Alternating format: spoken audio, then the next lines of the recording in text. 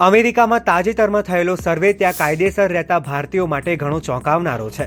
સર્વેમાં 48,000 કરતાં વધારે અમેરિકન્સે ભાગ લીધો, જેમાંથી 82% લોકો અમેરિકામાં કાયદેસર રીતે રહેતા ભારતીયો કરતાં ગેરકાયદેસર રીતે રહેતા મેક્સિકન લોકોને વધારે પસંદ કરે છે. આ સર્વે અમેરિકામાં ભારતીયો માટેના ચિંતાજનક ભવિષ્યનો સંકેત આપે છે. અમેરિકન્સમાં એવી પ્રબળ માન્યતા છે કે કાયદેસર રીતે આવતા ભારતીયો તેમની હાઈ સ્કિલ્ડ જોબ પડાવી લે છે, તો તેની સામે ગેરકાયદેસર રીતે રહેતા મેક્સિકન્સ ઉલટાની તેમની લો સ્કિલ્ડ વર્કફોર્સની માંગ પૂરી કરે છે.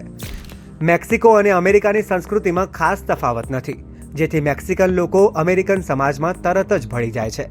તેનાથી સાવ ઉલટું ભારતીયો પોતાના જ ગ્રુપમાં રહે છે અને અમેરિકન સંસ્કૃતિને નથી અપનાવતા. ભારતીયો પ્રત્યે અમેરિકન લોકોનો આ ધિક્કાર દરેક સ્થળે ઉડીને આંખે વળગે છે. તો બીજું એક કારણ આર્થિક પરિસ્થિતિ પણ છે. આજે અમેરિકામાં કાયદેસર રીતે વસતા ભારતીય માટે $10 લાખ ઘર ખરીદવું સરળ છે. તેનાથી વિપરીત અમેરિકન લોકો માટે આ વાત સપના જેવી છે.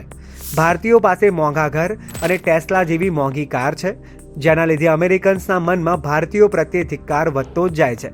એમાં પાછું બળતામાં ઘી હોમવાનું કામ કોઈ કરે છે તો તે છે ભારતીયો દ્વારા કરાતું સંપત્તિનું પ્રદર્શન અને દરેક પ્રસંગોએ કરવામાં આવતો ઘોંઘાટ, પછી તે હિન્દી ફિલ્મ હોય કે તહેવારોની ઉજવણી. અમેરિકન્સના મતે આ બધું અમેરિકન સંસ્કૃતિમાં ફિટ નથી બેસતું. આના લીધે અમેરિકન્સના ભારતીયો સામેના આક્રોશ અને ઈર્ષામાં વધારો જ થતો જાય છે. જો કે આ બધાની વચ્ચે આશ્ચર્યની વાત તો એ છે કે ટ્રમ્પ દ્વારા સૌથી વધારે પ્રમાણમાં જો કોઈની હકાલપટ્ટી થવાની હોય તો તે મેક્સિકન લોકો છે. અમેરિકામાં સૌથી વધારે પ્રમાણમાં ગેરકાયદેસર રીતે રહેતા હોય તો તે મેક્સિકન લોકો છે. બાઇડને અમેરિકાનું પ્રમુખ પદ સંભાળ્યું એના પછી લગભગ 1 કરોડ જેટલા માઇગ્રન્ટ્સને રોકવામાં આવ્યા. આમાંથી 80 લાખ તો ખાલી મેક્સિકો સાથેની દક્ષિણ પશ્ચિમ સરહદે રોકવામાં આવ્યા હતા. આમ છતાં અમેરિકનોને ભારતીયો પસંદ નથી, તે એક વરવી વાસ્તવિકતા છે. જો કે ઘણા લોકોએ આ સર્વેને એક સમાજની સામે બીજા સમાજને મૂકીને ધિક્કાર ફેલાવતો ગણાવી તેની ટીકા પણ કરી છે.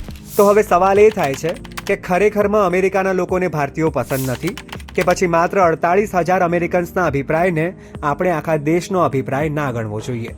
તમારું શું માનવું છે?